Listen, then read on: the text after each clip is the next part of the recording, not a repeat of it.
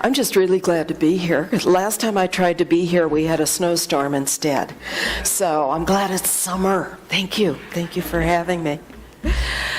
Oh, and I'm also glad to be speaking about our subject for today, which is the question, what is mine to do? I find it very interesting that our teaching is so focused and rooted in the personal work of finding out who we are, doing the inner work to better experience and express ourselves. It really aligned with our own personal, individual good. When we get good at that, though, then the next automatic step is how do we show up out in the world? How do we take that good and make something happen in the world from there? And how do we participate in the creation of a world that works for everyone, which is the vision for the International Centers for Spiritual Living? And our teacher and founder, Ernest Holmes, actually doesn't talk about that much because he was busy teaching us how to do the individual work. Lots and lots and lots about that. But when he did speak to our work in the world, he was really clear. I love this. This is one of his, it's borrowed from one of his very final lectures. He used to speak in LA. This would have been in the late 1950s. He says, if anyone knows anything about the light that is at the center of her being, it will light the pathway of everybody she touches. If anyone knows anything about the love that is all-embracing, her arms will be around everyone in the world. It is all nonsense to say God is love unless our arms are around people. Yeah. Right on point. Yeah. But that still doesn't necessarily answer my personal question of how do I know how to do that? How do I know where to put myself and where to take action? Because that's a more interior, personal thing. We all have a different guidance coming through. There's not a blanket right answer. And as synchronicity always has it, one answer to that question is one of the principal teachings of a class that I'm in Ministerial school right now on the Upanishads and the Bhagavad Gita, the philosophy of Hinduism. And the Gita in particular asks this question and answers it.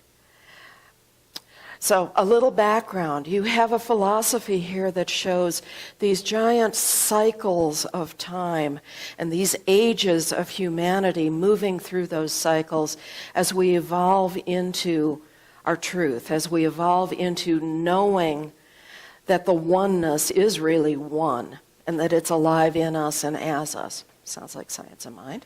Not the cycle part, but the oneness part. And when these ages move from one age to stepping up to the next, that cusp, that meeting place of the two can look really chaotic, can be crisis.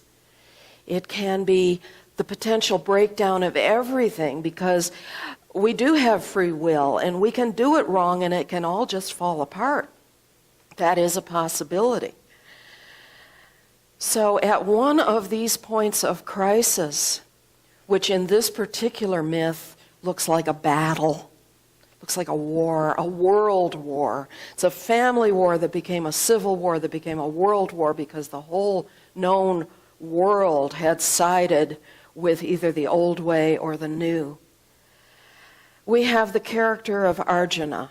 He's the hero, he's the warrior, he's on the side of truth. And the Gita is all about Arjuna and what he learns in this moment. One of its subtitles is, one of its other names is the Sermon on the Battlefield. And I'd also say we can relax a little bit. It also doesn't always have to be a war. This is a myth from thousands of years ago. I can imagine humanity evolving into a place where war isn't how we meet that crisis. But for the sake of the myth, we've got a battle. And we've got Arjuna asking his charioteer to wheel him out to the center of the ground that this battle's going to happen on before it begins, so that he can look at the troops that are arrayed and he can get a real feeling for what's about to happen. And he sees his own forces for truth behind him, and he sees the forces of the other guys over there, the enemy, if you will. And something that was a fact that he knew all along, but he doesn't really get it until he's looking at them, is there are the faces of his teachers and his mentors and his friends and his cousins, his grandfather. His grandfather's a good man, but he signed up for the wrong side. And Arjuna, this big warrior that knows exactly what he needs to do, falls apart, comes to pieces, has a meltdown. My strength is gone. I cannot do this. I want to run away. And as synchronicity would have it, his charioteer just happens to be the avatar, Sri Krishna. A word about avatars. They are the incarnation of God that really knows they are God. All of us are God. We've forgotten it. We're trying to wake up to it. The avatar is born knowing it, and he's born into moments like this one, so that humans who do have the capacity but get a little confused don't have to do it alone. The Hindus would say that Christ, Jesus, is an avatar. And yeah, he fits the profile. So Sri Krishna he's the charioteer, and he's Arjuna's friend and teacher. And in this moment when Arjuna is saying, I can't do this, Sri Krishna says, well, yeah, of course you can't, because you're looking at it from the wrong perspective. You're looking at it from your human personality and your ego, and I'm a winner, and I'm stepping into this, and I know what to do, and no, you don't, and you can't, and of course it's not going to work from that place. So the place you get to move from is to set all of that humanness aside and open up to the spirit, the one that says, I want to do this here, and you're the one that's going to do it for me. We open, we channel it, we let the power of spirit be the one that does the work. And that's how it gets done. What is mine to do? So that's my answer. That's about how do I pay attention to how I need to open up to the guidance that's going to allow me to step into my next thing. In the moment, in the lifetime, in whatever. And they can be big, they can be a world battle, the cusp of an age, or they can be little. They can be what to do today when I'm confronted with a small situation. My teacher in that class is this amazing, wonderful, loving man. His name is Dr. Debashish Banerjee. He puts it this way: ultimately, our action does not belong to us. It is the divine who acts in the world. But we don't know what we have to do, since we stand in the way with our egos, preferences, and desires, the knot of confusion that we call ourselves. And we try to find out what would be the best action that the divine would act in these circumstances. Well, that's trying to figure it out. And that's what doesn't work. What does work is to set that aside. We don't have to dissolve it and give it up. We are human. We have egos. But we set it aside and say, what's my guidance here? And sometimes it doesn't even make any sense. story my now retired minister, Reverend Dr. Bernardo Montserrat, told quite a few years ago. He was sitting in a restaurant, and he notices this angry kerfuffle starting up at another table. And he looks over and he sees this father with a very young son, and the father has lost it. He's angry, he's abusive, he's loud, he's ugly. And Bernardo's first reaction is, tell that guy he's being a jerk, make him stop. And then he immediately realizes, well, no, that's putting anger into anger. That is not an answer here. So he goes to, what must I do? What is mine to do? And he's had practice at that. He knows how to ask, and he knows how to listen, and he got an answer, and the answer didn't make any sense, but he also knows how to say yes even to an answer that makes no sense. So when he got up to pay his bill, he tells the cashier, I'm paying for my meal, and I'm paying for that table over there, and don't tell him it was me. And he leaves. Well, when I first heard that story, I had no idea what he was talking about. Made no sense to me on any level. He's telling it like it's a done deal and he's proud of himself, and I don't understand. But the longer I sit with that, the more I start to get it. And one thing that I get is that Spirit doesn't always work in straight lines. We like straight lines. We like to see a problem and aim at it and solve it. But Spirit can work in circles. And Spirit can work with energy. Because Spirit is energy, divine energy, one energy. Holmes tells us there's one life, so there's one energy. And that energy can show up as this angry thing, or this energy can show up as that money. Money is energy. And my theory now is that when Bernardo put that money on the cashier's desk, he was putting a different aspect, a different form of energy into the equation, into the circle that was that angry thing going on over at that table. And that allowed something to shift. And another point to notice is he didn't get to see the happy ending. We don't get to know what happened. And I love happy endings, and I like to see them, and I'd love to put up a big billboard saying, look, happy ending. But not always. Sometimes we don't get to know. We get to do what's ours to do, and then we get to release it and trust that Spirit is doing the next and the next to the outcome that Spirit has in mind, the highest good. There's a reason that in our form of affirmative prayer that we call spiritual mind treatment, that last step is release. Okay? Yes, we have our control of what we speak into our prayer. And then we get to let go of that and let Spirit do the rest. Another story, another friend. This woman she's in her 80s now. She has spent her entire adult life as a dyed-in-the-wool activist. This is a woman who marches. This is a woman who chains herself to light poles. Okay? She's done it. I would not do that in a million years. This is not what I have ever been called to do. And I would suggest that if some of you have ever been called to do it, the cause that you choose to support to do that might be totally different than my friends. Because it's a personal call.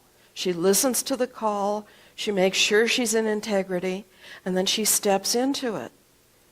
Well, she approached me a few years ago for a practitioner session because one of her protests had resulted in the arrest of herself and her fellows.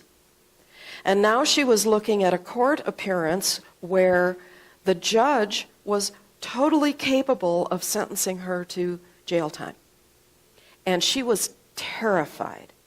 She said, at my age, in my health, jail is not a good place for me to be. Can we treat for this? So of course our treatment was for a better and different outcome than jail. But our treatment was also to remember that if Spirit had sent her into that situation and said, do this, Spirit wasn't going to jump ship when there were consequences. If Spirit was her guidance that this was hers to do, Spirit was going to nurture and protect and sustain and love her through any repercussions. And we get to trust that. We get to believe that is the truth. And in her case, we didn't have to test it because she didn't get sentenced to jail. And I'm sure she was glad. But I know that it wouldn't have made any difference to her safety, to her well-being, to her wholeness in Spirit, if indeed Spirit had set this in motion through her. But talking about how we all do it differently, or how we all are called to different parts of this puzzle that we call our world, I have a habit. At this point in my life, I would even call it a practice. If I'm driving and I see a stray dog wandering by the road, and my head goes to lost dog, which is my own judgment. He may not be lost. He may do this every day. This may be, he knows exactly where he is. But okay, stray dog. My habit is I roll down my window, I point at him, I say in my best and most authoritative and deepest voice, go home. And 90% of the time, that dog will turn and look at me, start thinking about it. I can see the wheels turning. And I see him get it and say, oh, home, good idea. And he turns around and trots off in a new direction. And I feel good. I did it. Okay. I've got several friends, 2 for sure, there are probably others, that take that bigger than that. They follow it up farther than that. They're the women who stop their car, chase the dog down, catch him, put him in their car, take him to the nearest shelter, deal with the bureaucracy and the paperwork, and that's how they feel that they did what was theirs to do. And it's my job not to make them wrong and not to make me wrong. I also get to feel very grateful to one of those women because years ago when she saw a big black dog running loose on I-25, she stopped her van and slid open its side door, and that dog jumped in before she'd even called to him. And an hour later, I was being introduced to my family's next good dog. Okay, and yes, we did jump through all the hoops. We placed the ads, we tried to find his owner and so on, but he was ours. And his name was Large, because he was. And he was a beloved member of our family for another decade from that point forward. So thank you, Katie, that what was hers to do was different and bigger than mine to do in a moment like that. One more story, and then we'll wrap this up. This is from one of those first-generation practitioners, old school. When you said old school this morning, I said, I'm using those words. I've been trying all week long to remember her name, and I think it was Betty Jean or Betty Sue, and I'm going to call her Betty, and that may be wrong, but she'll forgive me, whether she's in this world or the next. She lived in Denver. She was driving one day and passed an automobile accident, pulled over to the side, the crushed car and the paramedics and ambulance and the cops and the whole shebang. And she absolutely knew that the rule is you don't stop. Okay, they don't want you to stop. They don't want you getting in their way. But she heard inside her, stop. And she was used to listening to that voice, so she pulled over. She rolls down her window. A policeman approaches. She says, "Can I help?" And the policeman kind of puffs up a little bit and says, "Not unless you're a Christian Science practitioner." And she says, "Well, I'm a religious science practitioner. I bet that might work."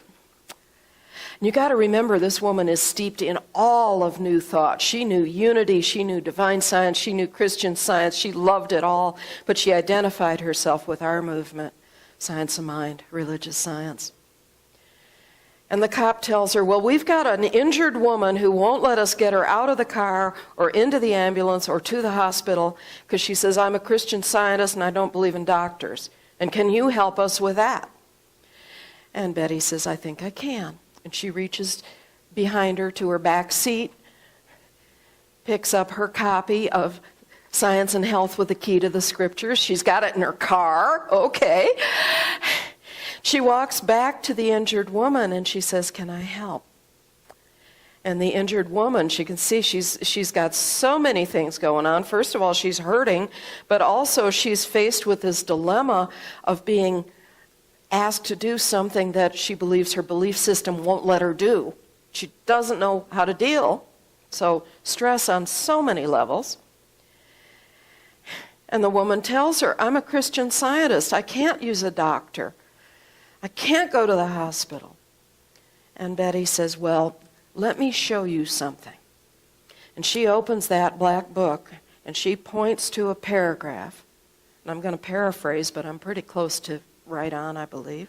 She says, "Mary Baker Eddy says, if you have a broken bone, you must let the doctor set it." And she watches the woman relax, go, "Oh, thank you." And Betty steps out of the way and lets the paramedics do what they need to do. Now, do you think it was coincidence that Betty was driving down that street past that accident? Do you think it was coincidence that she heard "stop" and then did so? I don't. I think Spirit said, "Oh, look, a situation. Who's best to help with that? There's Betty. Here you go." And I get a chill when I even say that. And I want to be that, and I want to live that. And the way to do that, the way for all of us to do that, is to be with that question, what is mine to do? Create that space of openness, of listening, of willingness. When we get the answer, when we hear the answer or we feel the answer, we step into it, we say yes, we act. And that is Spirit living itself on earth as us. That's our gift to the world. In the small world and the big world. That's the way we create the world that works for everyone. What is mine to do at a time. Let's be it. Let's do it. And thank you. Blessings.